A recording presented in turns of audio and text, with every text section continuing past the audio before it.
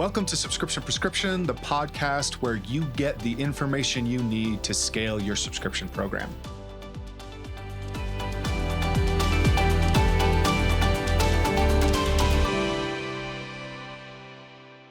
Hello and welcome to another dose of Subscription Prescription, the podcast where we help you figure out everything related to D2C subscriptions. I'm excited to be joined by today's guest, Jade Moffett. She is a CRM and retention manager at Dirtea. Am I saying that right, Jade? Is it Dirty or Dirtea? I've always been wondering about how it... But I think in the US, it's often Dirtea. Dirtea. Okay. Well, thank you so much for coming on the show. I would love for you to start by introducing yourself to our audience a little bit. Tell us a little bit about your background and how you got into subscriptions. Well, thank you so much for having me as well. Yeah, so I've been managing a retention CRM for Dirtea for nearly 2 years. My background has always been customer-focused roles in every role I've ever had. So I think starting off in more the customer experience, always getting to understand the customer and what it is that we can do in any aspect of the business to really please them, really helped me transition into CRM because I think a very people-involved person and it kind of really naturally makes sense for me. So yeah, I've been able to help the business grow the subscriptions hugely. Yeah, and I've made a transition previously from fashion to wellness, and it's been amazing for me personally as well to enjoy. I love that. I love that. So many people that I talk to come from a retention background. Maybe they weren't doing subscriptions. Maybe they're doing it at a fashion brand or something like that. And then they get into subscriptions and they're learning some of the technical aspects. So I'm really excited to kind of dive a little bit more into that with background of the difference between, say customer experience versus technical retention. But first, let's say, tell our audience a little bit more about Dirtea and your product and how you guys are kind of showing up in the ecosystem right now in the wellness space. Yeah. So Dirtea is a functional mushroom brand. We started off as mushroom powders as a tea, and that's kind of where the name came from. So mushrooms refined down to a really fine powder that you can brew. And that was just as a pure powder to begin with. And then we've expanded into blends, so coffee, matcha, chai, cacao. So really serving every part of the day, as well as then moving into gummies as well. So a bit more a different way of consuming them for different people's lifestyles, which we found has been huge for the business. And it was founded by two brothers who really found a gap in the market when they were going through a period where they had reached a sort of burnout time, and the functional mushrooms, the ones that we have and the ones that they experienced, really allowed them to, find the focus and concentration and enhance the calm that they needed after big days, which they were introduced to. And what they loved is just the simplicity of it. It's a really old medicine, mushrooms are. So they saw that there's something in the market where people are looking for more simple ways of enhancing every day. And that's kind of where it came from. So being able to add this little bit of mushroom powder to your coffee that really helps your focus, in a routine that you do already every day. So for us, it's really about enhancing every part of your life. So whether that's focus, whether it's calm at night, into the ways that you already enjoy and are able to, I guess, integrate them easily into your life. So mushroom coffee is our bestseller by far. And, being able to show up for people in their coffee and something they already love has been amazing for us. So yeah, serving the wellness space, I guess, as a whole from day to night. I love that. So you mentioned obviously a lot of your competitors or other mushroom adaptation functional wellness space is very much coffee driven because it's part of a routine. And that's how I think a lot of people see that. There's a lot of other big players in that space, but you mentioned so many other products and showing up in different parts of the day. I'm curious, was that from your knowledge, a marketing decision, or is that a customer feedback decision on where we can put our product or how we can introduce our product through different modalities for people? Definitely a little bit of both. I think we understand that people have different routines. Now this time of life, people have a more hybrid routine. Some people go to the office 2 times a week and spend the other days at home, for example. So for those days where people might be traveling to the office, just for example, the gummies might suit them better if they're on the go and they just have the gummies, focus gummies, for example, when they get to the office or beforehand. But on the days that you spend at home, and from me as well, this sort of example, the mushroom coffee or or any sort of product where they can sort of brew it at home, where it's more comfortable rather than traveling. I mean, we try to make it accessible in every angle, but just as an example, it's just a way of giving more flexibility, because I do think that people really value the opportunity to, change it up and find what works for them. Yeah. Yeah, absolutely. And it doesn't have to. I'm curious that, yeah. I'm just general curiosity. And of course, all the questions I was thinking we talk about, we're right away jumping off script, but I just think this is so fascinating do you find that people are buying one product? So like you're either like a coffee person or a gummy or a matcha person, or do you find that some people are buying multiple different versions of the product depending on that, like what their day looks like? We do find that people like to try different things, for sure. I think that people definitely like to find out what works for them. And so they do jump between products. And like I said, I think that's because people have different sort of routines. Like they're like, okay, maybe Right. for winter I'm at home more, so I will try to just stick to coffee every day. Or I might have tea more during the winter than I might say in the summer or other times, right? And for me personally, I'm a huge matcha fan. So I'm having ice matchas all the time in summer, but then in winter I feel like I've sort of turned, although I do love a hot matcha as well, I think I've just been switching to coffee a little bit more lately. So there's definitely, I think that's also the benefit of having like a variety of different, we've got matcha, we've got coffee, we've got chai. And I'm just curious with the interest of the products, like I can certainly see, right, like if you're in the D2C Twitter space or following a lot of experts, and they recommend introducing more products because it gives you more opportunities to acquire customers. But with everything we're talking about, have you seen an increase in LTV or retention with having more ways to get dirty into their routine? Do you see a direct impact on that, or is it more of this is just great for the overall business with how we're acquiring people? Retention, yes, definitely, because different product categories have obviously different retention for us. So retention and LTV, definitely. And I think, well, we obviously need to then try and find out what it is, like retention. What I'm trying to say is that different products, obviously, people want to try and they want to have for a little bit. So finding out how we can, and always finding out who are these people that want to try matcha, then want to try coffee, and then want to do this. Whereas some people have one product, they stick to it forever, and that's that. They're never leaving. So, how can we make sure that we're giving the right customers that right product that they stick to, or also the right opportunities for them to change when and if they want to, like, again, seasonally, if that's kind of the path. Right. Is that a question of like when you're identifying customer journeys and trying to build those out? Or because I'm very curious too with like your customer experience background, is that we're just waiting for somebody to email us, or are we trying to be proactive? Are we reliant on a subscription app? Or, like I'm curious to hear a little bit more of your strategy and how you try to address those two use cases. Because I think that's really common. You have some people that find the product they like and they just stick with that. They don't need anything else.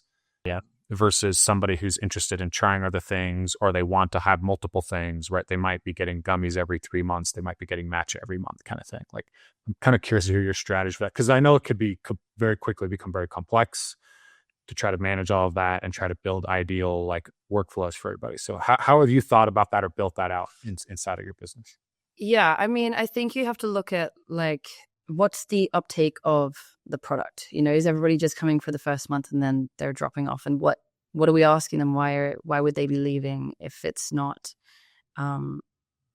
if they like our product, why are they leaving? So, Matt, can you ask me the question again? Because I've that's great. It's the strategy between how you're approaching the two different use cases. Somebody that is trying different products, how do you introduce them into other products? Or how do you make sure you're not overwhelming them with all of the choice, as opposed to maybe somebody that's coming in on coffee? Like, at what point in coffee do you introduce them to the fact that there's matcha or gummies or something else too? So I guess it's kind of that question. Yeah, it's a good question. I think for us, like, education is a huge part of our business. Like, mushrooms aren't really something that everybody knows lots about. So for us, we've actually tried really hard to give deep information and education into the product and the mushroom in that product that they buy, like at least for the very first month, really deep information, how to use it, why it works, what it's doing, what to expect, all of that in the first cycle. So the first could be 4, 6, 8 weeks before the first renewal, because we've found that education at all points of Dirtea has a really strong impact on retention. And we can compare that to when we weren't previously doing that. So making sure that they are set up for success with the product that they buy first and why it would be working and how it is meant to work. And some people think it's going to change the day immediately, which for some people it might, but some people it might not. It might take a little bit of time. Right. So introducing another product, in my experience, it is too overwhelming to give people too many choices at the start for our product. And yeah, I'm just saying this from my experience here, because what we're trying to do is really get them to understand and feel like they've got the power because they know what it's doing and how they're meant to feel. So then at least give it the first sort of cycle or towards the end of the cycle to say, let's say coffee, you've got the coffee rhythm and lion's mane is building. And then we can kind of talk about how the mushrooms in, let's say, cacao work really synergistically with the mushrooms in the coffee. So lion's mane mixed with reishi. And so you're helping your brain in the day in the coffee. And then in evening, you can pair that with a mushroom that helps your brain calm down and calm your nervous system to then have a restful night's sleep and, continue the foundation of being set up for that success every day or for the long term. That's brilliant, because you are setting the stage for like you're leading people on a journey, right? You're explaining to them, and you've mentioned a lot of things too that we talk a ton about on the show, which is like making sure people have a really, really incredible first product experience, because otherwise they're not going to keep using your product. But then you're able to start layering in synergy, I think is a really great way to frame that, as like, here's other ways you can enhance your experience, add to your experience. I think it's often oversimplified in the sense of like, at checkout, these two products go well together, so add this to your cart. Yeah. But with subscriptions, it's like we don't want to do that too much early on, right? Because that can cause churn, or there's only so many messages that somebody's going to read. So I love that idea, and that makes a ton of sense. Are there, I'm kind of curious, are there any like extra special mechanisms you found that help with either with education or retention? Any tools or outreach that you guys are doing to like make part of that either? Is that just a really great flow in Klaviyo, or is that something else you're doing with unboxing, or what are other ways that you're reaching out to the customer to help improve that education, but also that synergy that you're setting people up for? Yeah, I think the education, it's coming from all of our channels. Our Instagram as well focuses a lot on education, and as a side topic, as we want to be like wellness education leaders in general to really build that trust, which helps retention, because it's, I think if you're too narrow focused on one sort of thing, people want to be supported in their whole body. So I think talking about, not always talking just about this, one thing, like, did you know that, this is an off topic example, but the amount of water you drink supports all of the nutrients that you absorb externally. So they sort of all feed together. But definitely as well, our Instagram and our socials. We've got a Facebook community that educates people, and our founder Simon is really active on there to answer questions. He really wants to build a community of people who want to know more, and people who are interested, and people who want to share their experiences of what's changed for them or how they've enjoyed using it. So that's a really big player for us as well, to have an involved community that are supporting each other, and that we can access to, like really build our community out, as well as, we've got Paper Run, and we've also got mailers that go into the boxes, which will give you more mushroom education and a little bit of setup, the spoon, and this is how you measure it. And it might seem a little bit straightforward, but you may or may not be surprised at how many people are like, how much should I take? Right. Take more, Something as simple as like, how long before bed should I take this if it's supposed to help me sleep? Or like, should I be taking this with a meal? No, I think it's so funny. You're like listing, like, I know as you're talking, you're like, this is almost embarrassing how basic this is. And yet it's like so funny to see so many brands not doing it at all. And then their customers say, right. Yeah, it Right. should be excited because Right. So you mentioned Paper Run. How are you guys using Paper Run in your business? yeah, Paper Run are fantastic. We use them in a variety of ways. Abandoned checkouts is a big one, re-engaging churn subscribers, and also re-engaging one-time purchases to try and get them back to become a subscriber or a repeat purchaser. And that's like getting a card in the mail. Paper Run's like sending a card in the mail. Exactly. Right? Okay. Yeah, exactly. Paper Run is able to target people who have opted out or you can't contact via email. So it's another separate channel. You've got their information. We can contact them without needing the approval. Maybe we can contact them. That out. Right. But they are fantastic. We've seen such great results using Paper Run. We have them in the US as well as in the UK. So they do a really big area for us.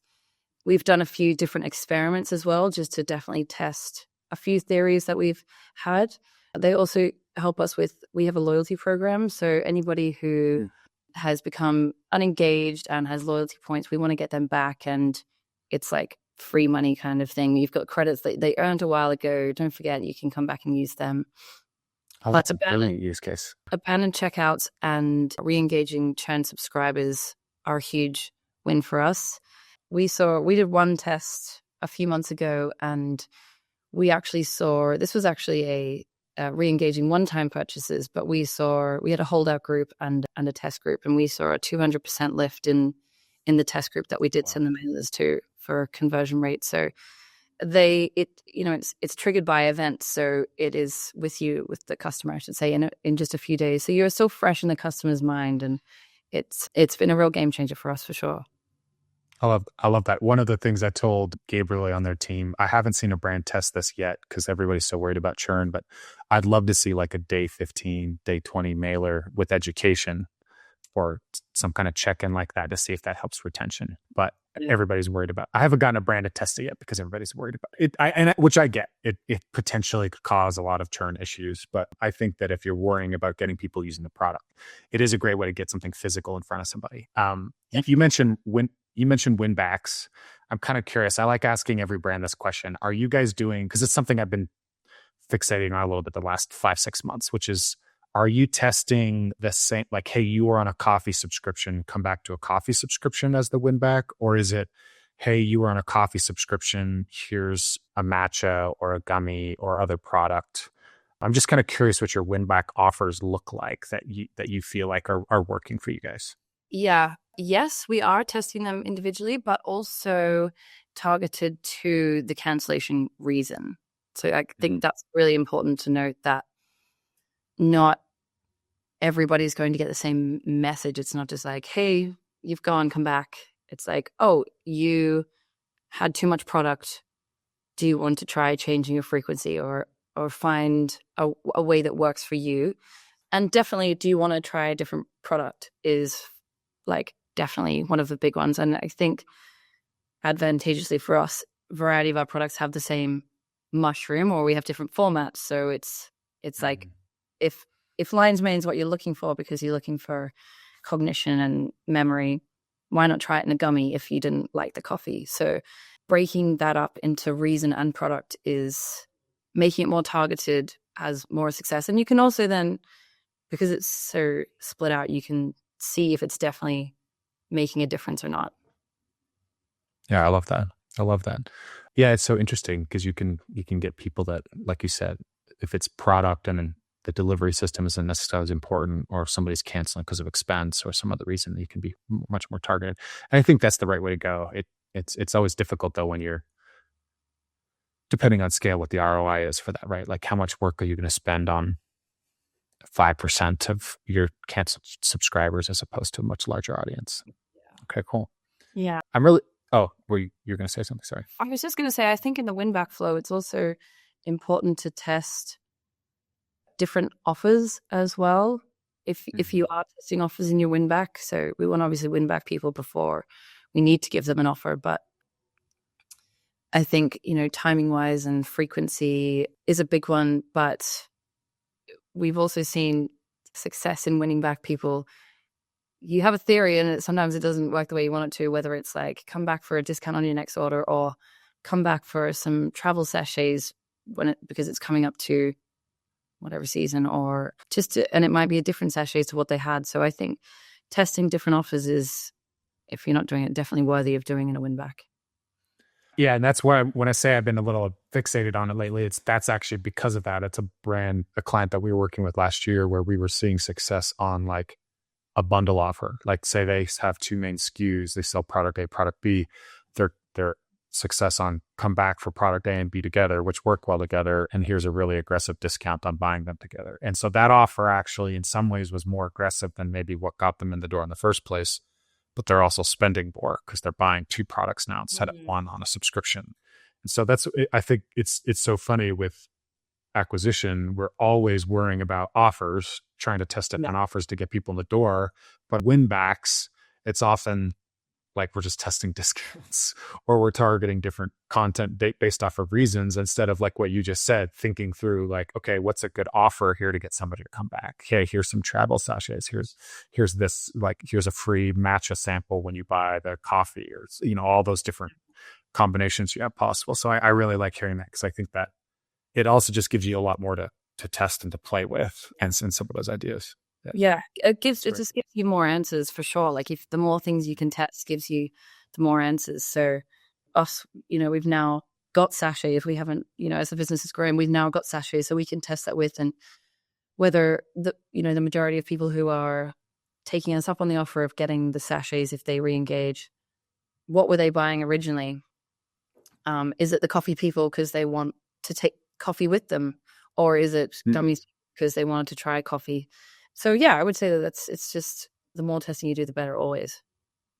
Yeah, absolutely. And that's something it's always tricky with like product development, but I think that whenever we work with a brand where they have a little packet as opposed to also a big bottle, right? Like, well, now I've got something I can gift, I can add as a add-on, I can so having not just different products, but different ways to get the actual product can be really, really helpful because of those very reasons you just outlined.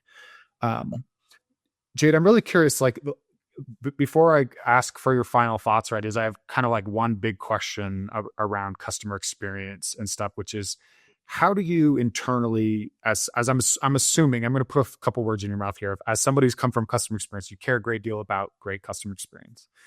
How do you balance internally the argument sometimes between what's going to be great for short-term revenue versus what's going to be great for the customer? Because those are not always aligned. So I'm kind of curious, like, to hear your opinion on that for any brand at home that's trying to wonder about that. And I could come up with 50 different ways that subscriptions can be friction-filled and bad for customers. But we all know that they're out there. So I'm just kind of curious, what is your opinion as somebody who understands customer experience so well, but also the business objective of trying to increase LTV? Where do you fall on that? What's an argument you've used in the past, or a way that people maybe should be thinking about customer experience in a way that aligns with LTV? It's a great question. It's a huge question too. Yeah, I saved this to the end. Of course. Got it in. I think that acquiring customers for short-term revenue, it has its purpose. It has its purpose, and you're trying to prove different things. But ultimately, getting short-term revenue acquiring customers fast at a bigger discount seems great, and you might get a lot of people interested and subscribe. But then long-term, what we've seen is that they are just they're not the customers we want long-term. We've taught them to have the wrong I guess, idea of the worth of the product. If we're talking specifically about like heavy discounts in an acquisition sense, like you kind of train them to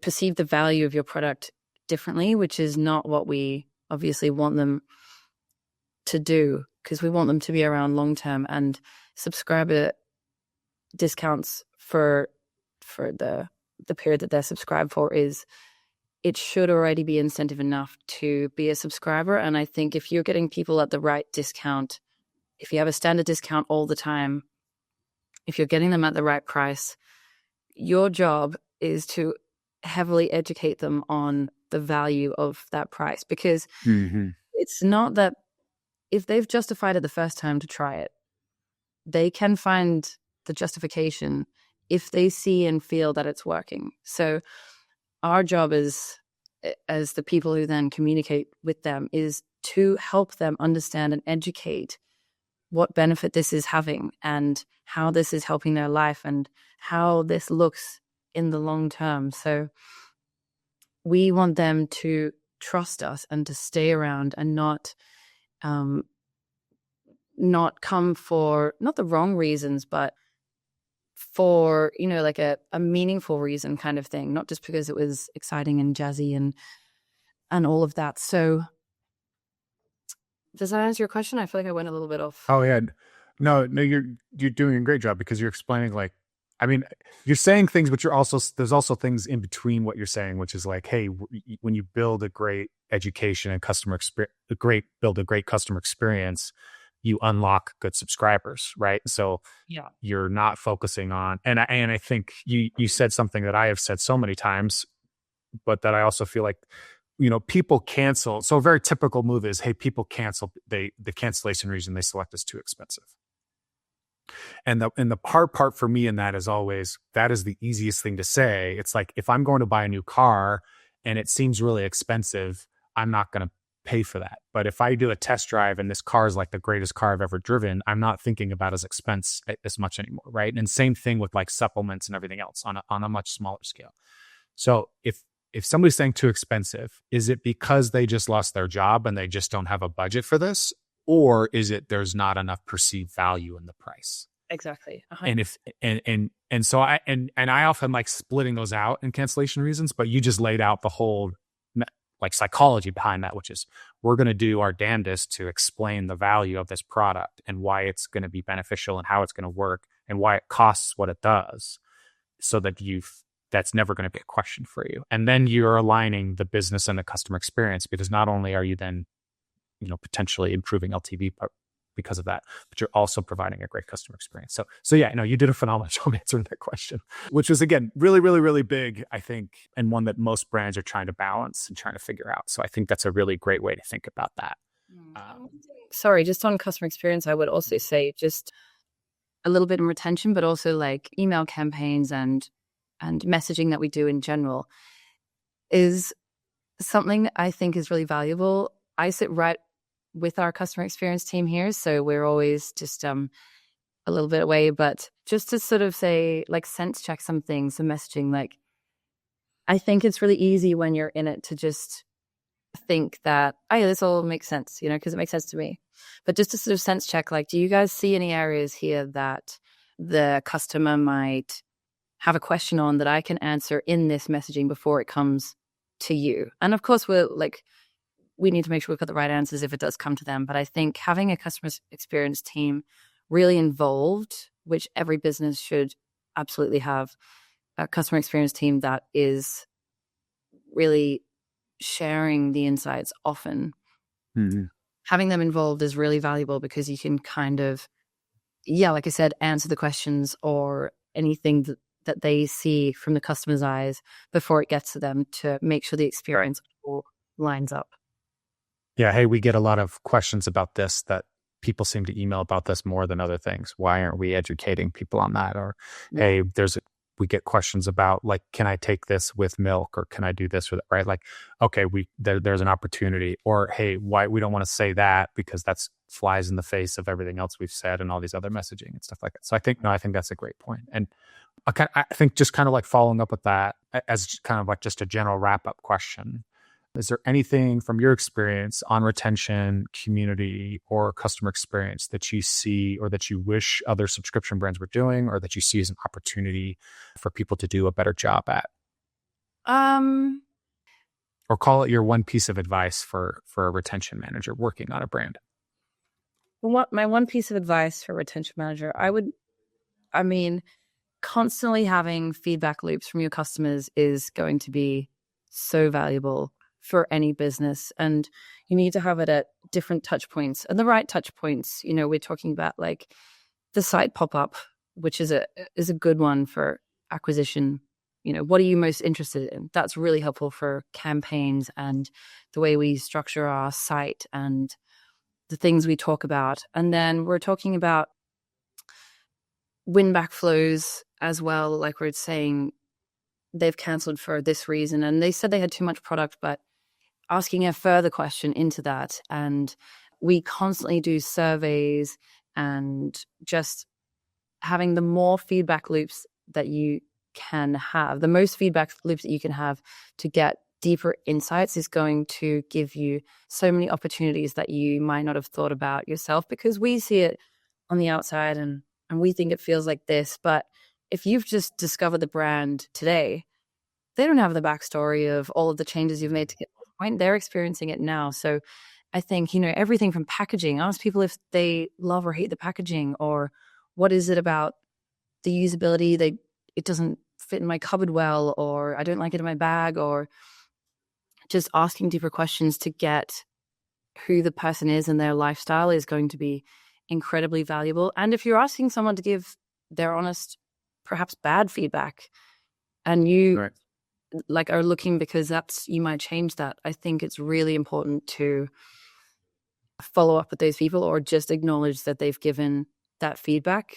Definitely. So we have a survey it was an onboarding survey at the beginning, but it can change to churned as well. So what have we done well and what haven't we done well? And if you give us a rating between 0 and 6, I think we had it at, our customer experience team would jump on it and contact them straight away, just as a sense check, following up. Is there anything that we can do better to chat about? And I think putting a person behind that is really, really important. So if you say you're going to follow up, you need to follow up, because that affects your brand and the trustworthiness a lot. So I would say having feedback loops and taking those very seriously to make it about your customer, because that's why you exist, is going to be unlock so many things.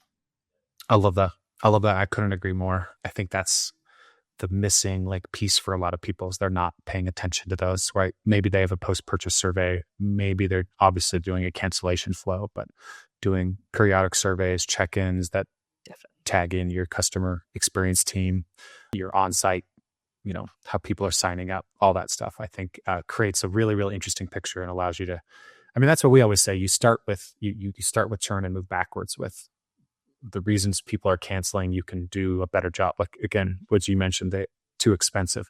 We can do a better job of onboarding people, how the product works. If they don't like it spilled when they made it this way, okay, we can educate people on how to make things correctly, right? Like, everything should come back to great product experiences, and what you can learn in a feedback loop, I think is incredibly important. Definitely. I think in even asking other questions in all of these different opportunities, people love to give their honest answers. They really do. So you'll ask one question and they'll tell you something else, and you're like, wow, I hadn't thought about that, or I didn't realize that completely unrelated thing to this question. Yeah, you just need to be having conversations with these people, because they are where you exist. This is what I've always said, coming from customer experience roles, is you exist for these people. So you need to be making sure that you're on the same page to give them what you're trying to give them, because your vision, it's really hard when you're in the little grains of it. Leads. Yeah. Yeah. Got it. That's fantastic. Great.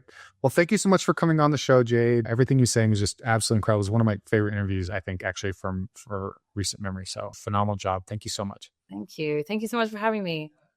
Let's talk to you. Absolutely. Well, We'll have a link to Jade's LinkedIn in the show notes if you want to connect with her and pick her brain. I highly recommend doing so, as you've heard from this interview. She's very intelligent, very experienced, and knows her stuff. So, okay. All right. That's it for this week's dose. Stay tuned to next Tuesday for another episode of Subscription Prescription.